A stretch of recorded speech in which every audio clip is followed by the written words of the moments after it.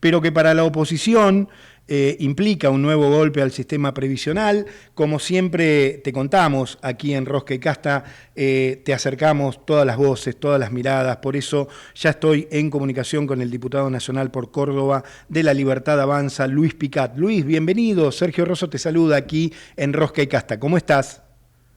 Hola Sergio, ¿cómo estás? Buenas tardes. Bien, Un gusto hablar de nuevo contigo. un placer hablar con vos, te agradezco siempre la deferencia de atendernos, para nosotros es muy importante siempre tener la mirada y la reflexión de todos, y por eso lo hacemos con mucha convicción y con mucho respeto. Bien. A ver, quiero preguntarte primero, te he leído, te he escuchado, definiendo la reforma como pro trabajo y pro pyme, perdón. ¿Qué cambios concretos va a notar un laburante que hoy está en negro o con contratos precarios? Digo, te lo pregunto para todos aquellos que nos están escuchando, para todos mis oyentes, nos interesa mucho tu visión. Bueno, a ver, por un lado, salir de la premisa que la oposición decía respecto a que esta ley es una herramienta que tienen las pymes para hacer despidos masivos. A ver, una pyme, una empresa que en su mayoría, el 85%, 90% son empresas de menos de 40 empleados, lo menos que quiere hacer es despedir. El empresario, el emprendedor quiere generar y no quiere despedir. Eso para sacar esa premisa que quiso instalar, pero no es el objetivo de la ley. ¿Qué va a pasar mañana o cuando se apruebe esta ley después de 8 días de vigencia? No es que aquel que está informal al otro día pasa formal, sino que le da una herramienta a la pyme que quiere crecer de formalizar de distintas maneras. O sea, hay incentivos. Por un lado, de blanquear, si hay alguna empresa que tenga gente de manera informal. Hay incentivos de aquellas empresas que quieren invertir y quieren tomar empleo nuevo. Y hay incentivos también para las pymes, para las que invierten, a hacerles algunos descuentos impositivos o contables que le ayudan a bajar el impuesto de ganancia y de esa manera también contratan más gente. O sea, hay 3 herramientas dentro de la ley que ayudan a formalizar y a tomar gente. ¿Qué tiene que suceder para que eso pase? Bueno, también la economía tiene que ayudar. Claro. Es cierto que venimos con una economía variopinto, si se quiere, sectores que le va muy bien, como la minería, como la energía, como la agricultura, pero posiblemente hay sectores del sector del consumo, del comercio, donde su actividad ha disminuido. Bueno, hay algunos que lo van a aprovechar, otros que están peleándola para que, bueno, este nuevo esquema económico, todos podamos, o la mayoría, podamos ganar y que sean muy pocos los que pierden. Y bueno, va a ser algo, Sergio, que de a poco se pretende que a través de esta herramienta también ayude a contratar más gente. Bien, Luis, a ver, yo he hablado a lo largo de los programas con algunos representantes de PYME. Hay algunos que destacan bondades de la ley y otros que te plantean que quizás hay como de alguna manera una liberación en cuanto a cargas, en cuanto a impuestos, en cuanto a obligaciones para las empresas más grandes. ¿Qué les decís a ellos? No, a ver, con respecto a las más grandes, son realmente las que de alguna manera son las más protegidas, pero por ser grandes, por tener escala. A ver, una empresa grande tiene la posibilidad de tener un estudio de abogacía, un estudio contable, asesores, tiene más diálogo con el sindicato, porque tiene, a la hora de hacer las paritarias, los que arreglan son las grandes, y el pequeño el que queda librado a los que arreglen las grandes. Entonces una grande que te monopoliza y tiene ese poder de fuego en el mercado, deja desprotegidas a las chicas a la hora de tener convenios laborales que solamente las grandes las pueden pagar. Por eso me parece muy bueno esto de que se regionalice los convenios laborales y que cada uno, cada sector, cada empresa o cada provincia pueda tener su costo laboral, porque no es el mismo el costo en el conurbano o en las grandes zonas industriales que en Salta o en el norte de Córdoba.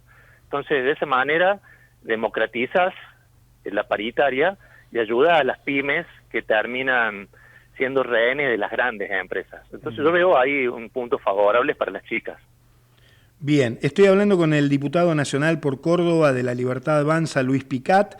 Vos de alguna manera lo planteabas al inicio de la charla. Muchos especialistas dicen que ninguna reforma laboral genera empleo si no hay crecimiento de la economía.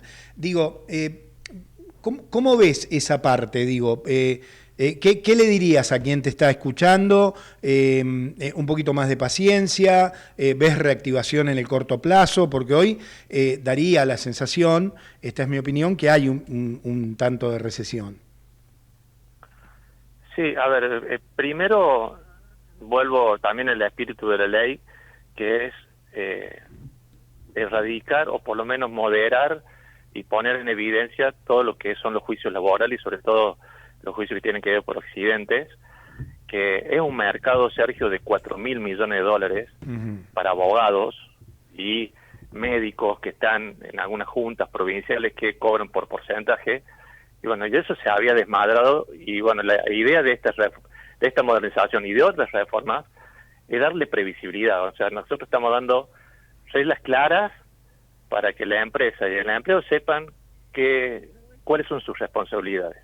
Dicho esto, sí es cierto que los caminos para que la economía crezca, venimos ya de 12 años sin crecer y sin crear empleo, y encima se va deteriorando el empleo porque del formal se pasa al informal, no hay pérdidas a nivel de porcentaje, pero sí en la precarización.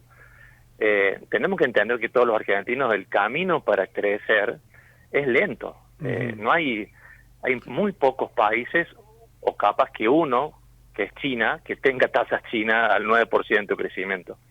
Y si nosotros hace 12 años que no crecemos, y ya recién los últimos 2 venimos con un 4 o 5% y estimamos que este año va a ser otro 4% de crecimiento. Y bueno, va a ser ese el ritmo. Ahora, como te decía al principio, va a ser heterogéneo, porque se ha cambiado la matriz productiva, se ha federalizado, porque hay provincias que antes no tenían ingresos y hoy tenés Neuquén, en Catamarca, Jujuy, Salta, que se transforman en provincias energéticas y mineras. Tenés un agro que le van quitando de a poco los impuestos y que también va a empezar a dar valor agregado. Y bueno, tenemos que hacer el foco en que las industrias también puedan reconvertirse, comprar, tener crédito, que es lo que está faltando para comprar nuevas maquinarias y ser competitivos. Y eso lleva tiempo, porque venimos ¿de cuánto, Sergio? 20, 30, 40 años de un modelo distinto. Eso es verdad. Te quiero preguntar, digo, a ver, estás hablando de economías regionales, ¿cómo va a beneficiar o cómo crees que va a beneficiar esta ley a la provincia de Córdoba? Digo, te hablo un poco del pago chico. Bueno, primero Córdoba debe ser la tercera provincia con mayor litigiosidad en cuanto a los juicios por accidente laboral.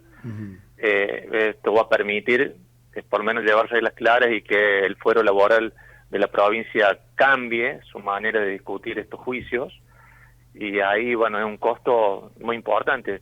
Por decirte, hay, en el caso que yo estoy muy relacionado con la carne, con el frigorífico, con el sector ganadero, las RT han llegado a prácticamente 15% de alícuota en algunos casos.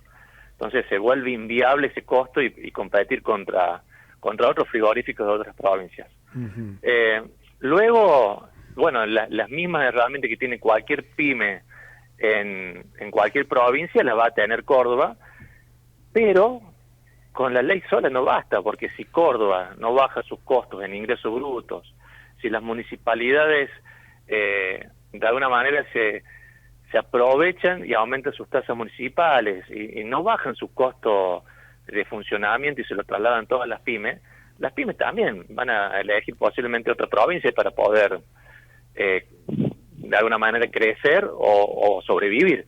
Entonces, todas las provincias se van a tener que adaptar también a esta modernización laboral, como también se tienen que adaptar al sistema tributario. Cada vez el sistema tributario nacional se vuelve más chico y los municipios y las provincias empiezan a cobrar más.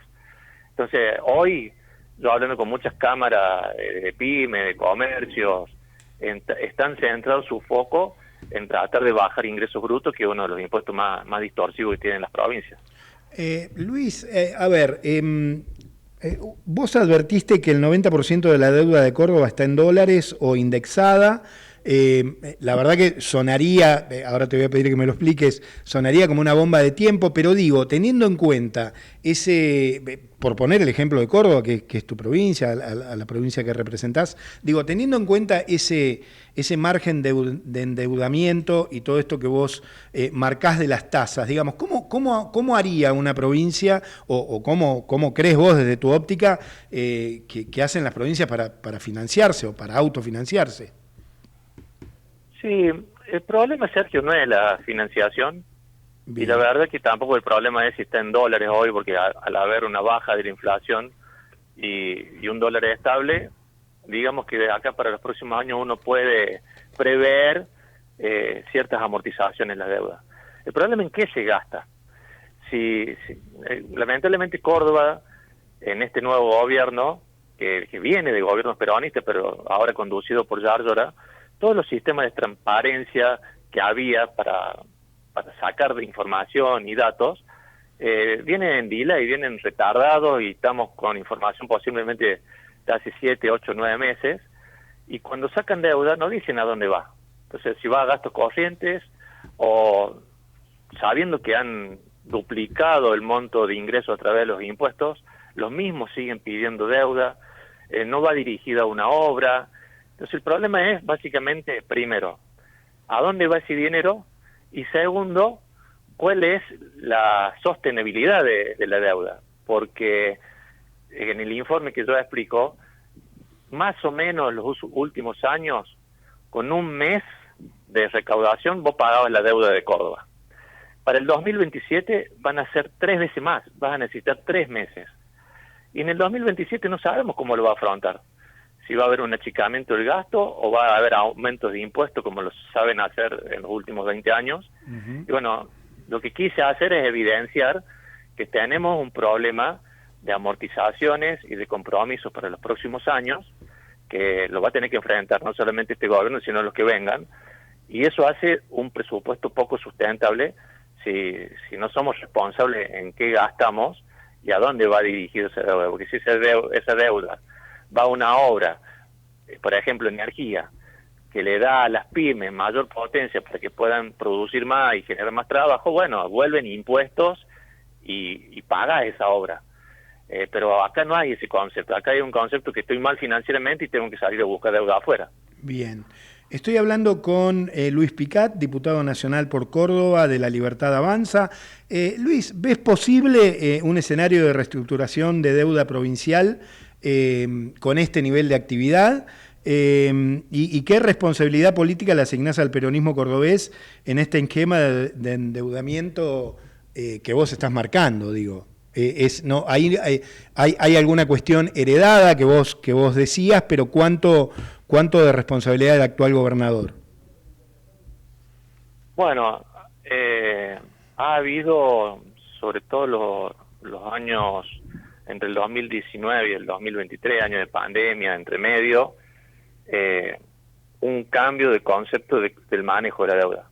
Antes sí era una deuda específica para infraestructura, pero luego en los años de mucha inflación salieron a buscar deuda básicamente para cubrir baches. Bien. Y la reestructuración de la deuda, por un lado, tiene que ver con la capacidad de repago de la provincia, que hasta hace unos años las tenía, pero como te decía, ahora necesita mucho más meses de recaudación para pagar, y después de los tiempos. En el caso de la provincia salió el año pasado, a fin del año pasado, rápidamente a buscar deuda, una vez que se estabilizó el país después de las elecciones, pero con tasas caras. Si hubiera esperado un poquito más adelante, podría haber salido a buscar deuda un poco más económica, con tasas más baratas, que ya se están rondando en el 7%, y permite la reestructuración. Yo debo ser sincero también que en Córdoba también ha tenido la posibilidad, como Cava y Santa Fe, de salir a buscar deuda afuera, que no es menor.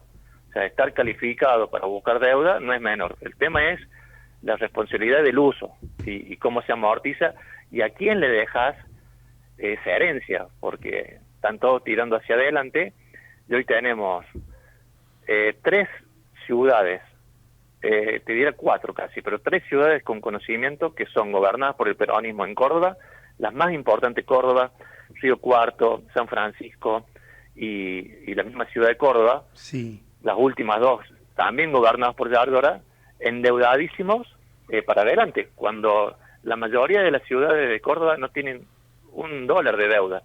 Entonces, bueno, hay cierta responsabilidad del peronismo cordobés de endeudar a sus ciudades. Luis, te agradezco mucho, como siempre, la deferencia de atendernos, de hablar un rato aquí con Rosca y Casta. Bueno, te volveremos a convocar cuando la agenda así lo disponga. Bueno, gracias a ustedes por hablar. Muy bien. Al contrario, muchas gracias. Lo escuchaste, él es Luis Picat, diputado nacional por Córdoba de La Libertad Avanza, aquí en Rosca y Casta.